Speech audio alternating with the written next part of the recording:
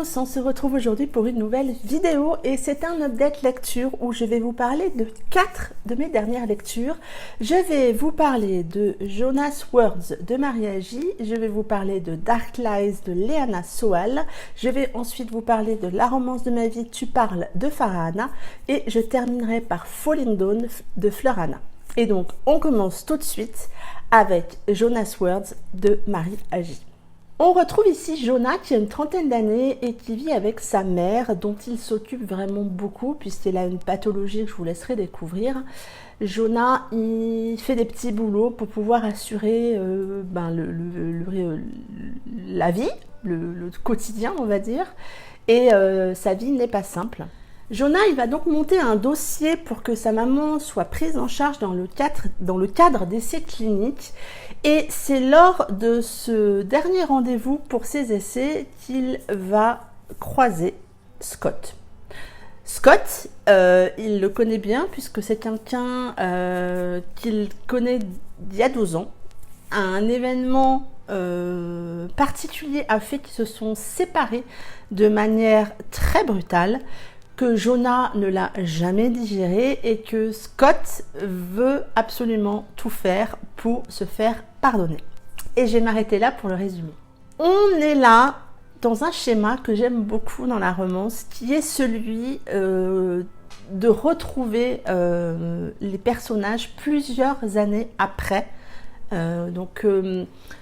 C'est un schéma que j'aime beaucoup dans la romance et là on y colle parfaitement puisque on retrouve donc Jonah et Scott 12 ans après l'événement qui s'est passé et qui en fait ils se sont séparés.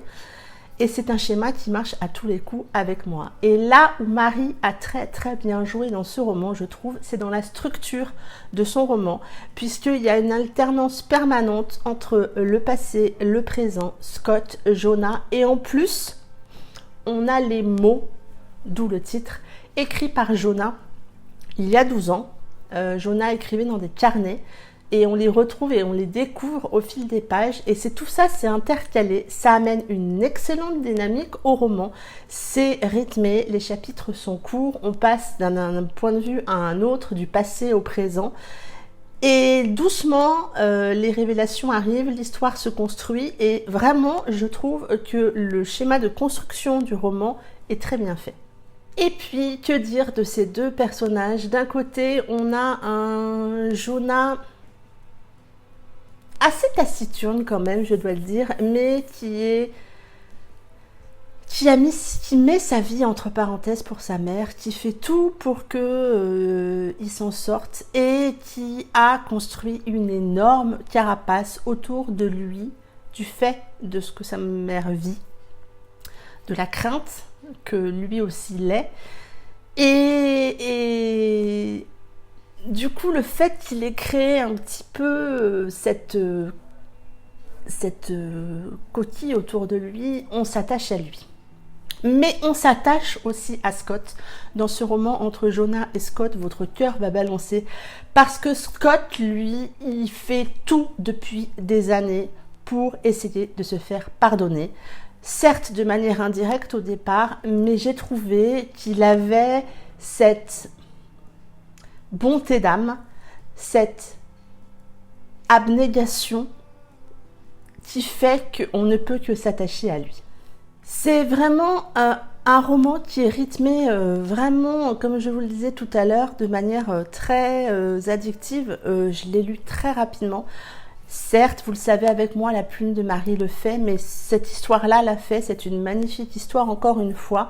On a toujours des personnages bien construits et au caractère assez profond, à la personnalité assez forte.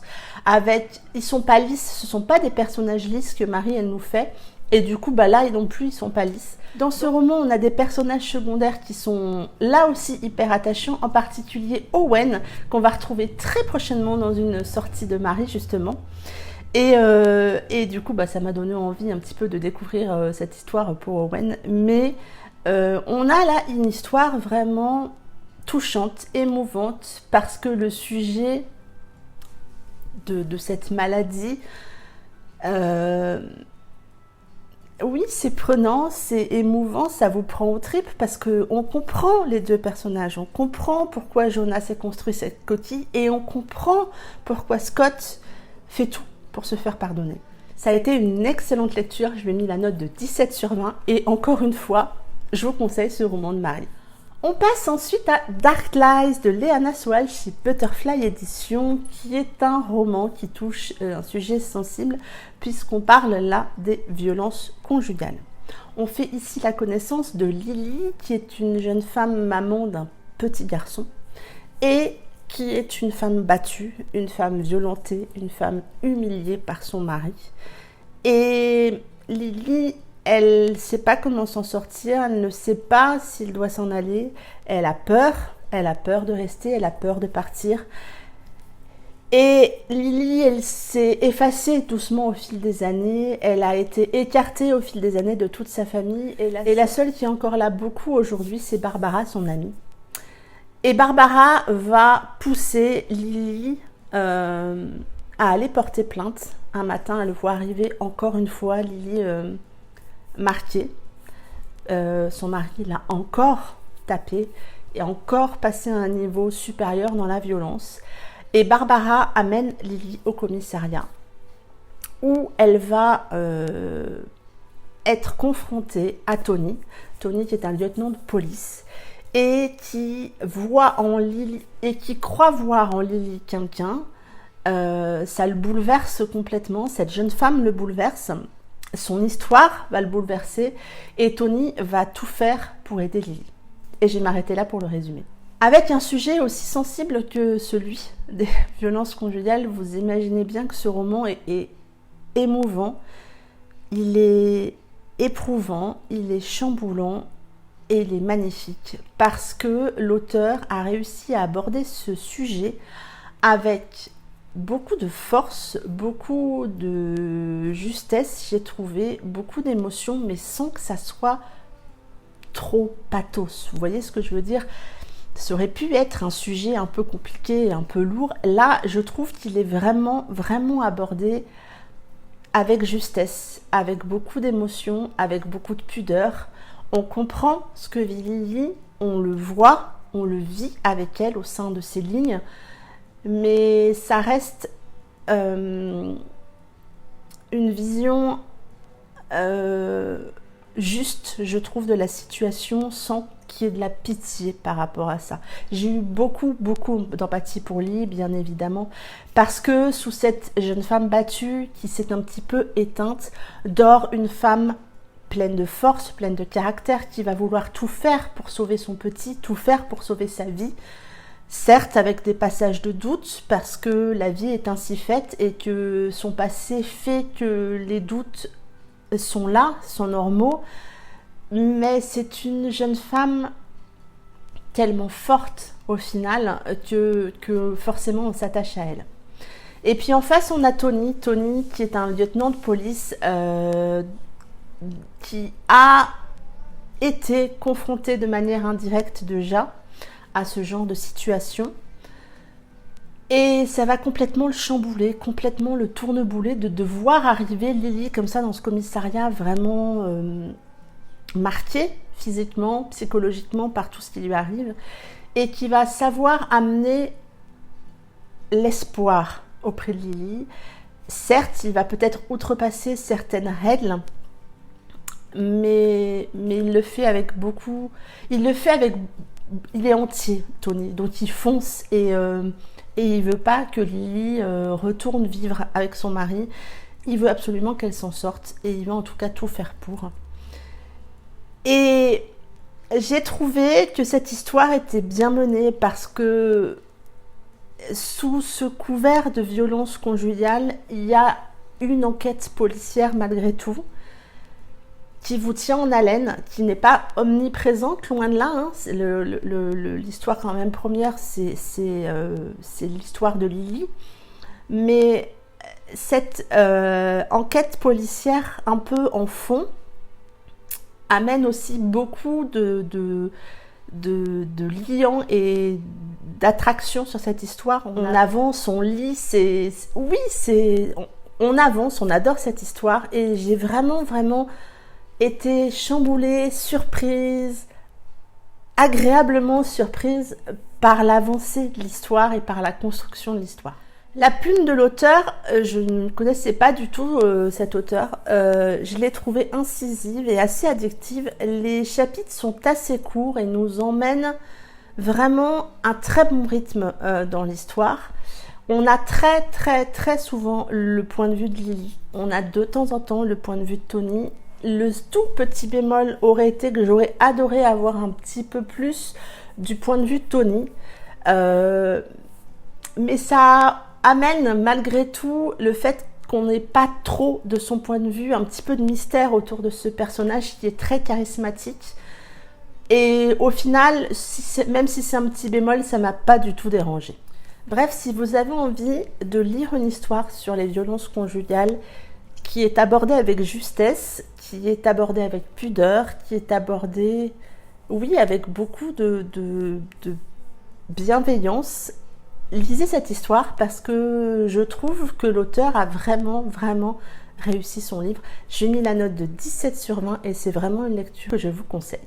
J'ai ensuite lu La romance de ma vie, tu parles de Farah Hanna aux éditions Black Ink Éditions, qui est mon premier roman de cet auteur. J'ai beaucoup de romans de cet auteur dans ma pile à lire, mais j'ai commencé par celui-ci.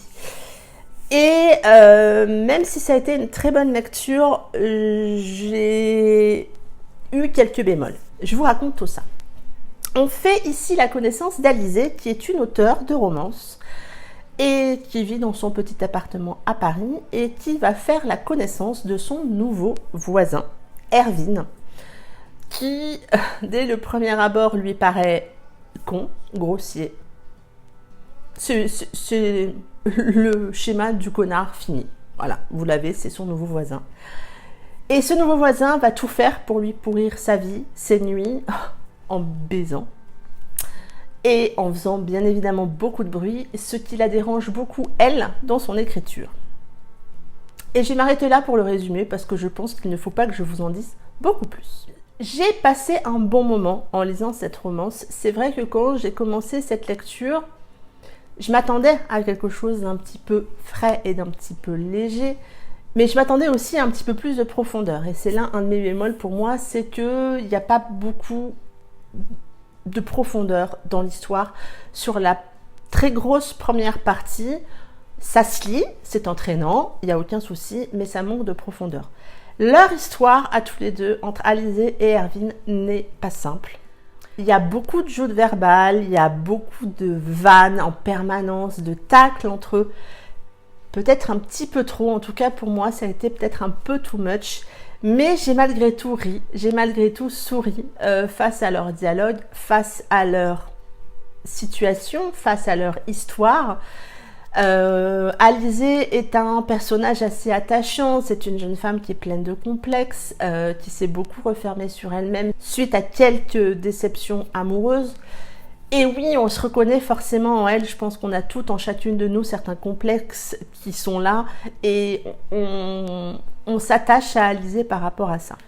En face, on a le cliché du connard. Faites-vous un bon cliché et vous l'avez, il est là, c'est Erwin. En tout cas, au début du roman, on a ce beau cliché. Et du coup, c'est trop cliché peut-être entre cette jeune femme pleine de complexes et ce gros connard et cette histoire un peu d'attirance. Certes, ça n'est pas que ça, je vous laisserai découvrir ce roman, mais voilà, pour moi, ça a été une bonne lecture, mais ça a manqué de profondeur. Il y a aussi beaucoup de vulgarité dans les dialogues, beaucoup de répétitions du mot fuck qui m'a beaucoup gênée, mais j'ai malgré tout, comme je vous le disais, souri et passé un bon moment. Donc si vous avez envie d'une romance pas trop prise de tête, mais vous verrez qu'il y a mal... Donc si vous voulez une romance pas trop prise de tête, avec une histoire assez entraînante, parce que oui, elle est addictive malgré tout cette histoire, malgré ses bémols, je l'ai dévorée. Je vous la conseille, j'ai mis la note de 15 sur 20. Je vais certainement lire un autre Farah Hanna. Esmée me tente beaucoup, j'en ai beaucoup entendu parler, donc j'ai beaucoup d'attentes. Donc je le lis pas tout de suite parce que je vais un peu me détacher de ces attentes-là parce que sinon j'ai peur d'être déçue. Mais voilà, ça a été une très bonne découverte que cette histoire.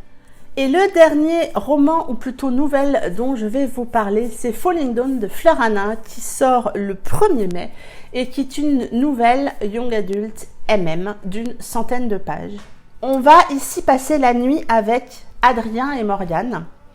Une nuit où ils vont apprendre à se connaître, une nuit où ils vont être attirés l'un par l'autre, intrigués l'un par l'autre, une nuit où tout est possible, où la découverte de l'autre est possible, où oser est possible, une nuit où finalement tout va changer. Et je vais m'arrêter là pour le résumé, même si c'est pas un résumé. Cette histoire de 100 pages, malgré qu'elle soit courte, m'a bouleversée.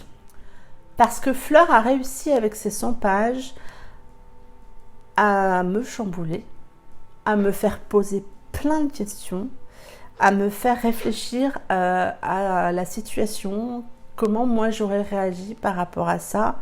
Est-ce que j'aurais fait autrement? Est-ce que j'aurais pu faire autrement?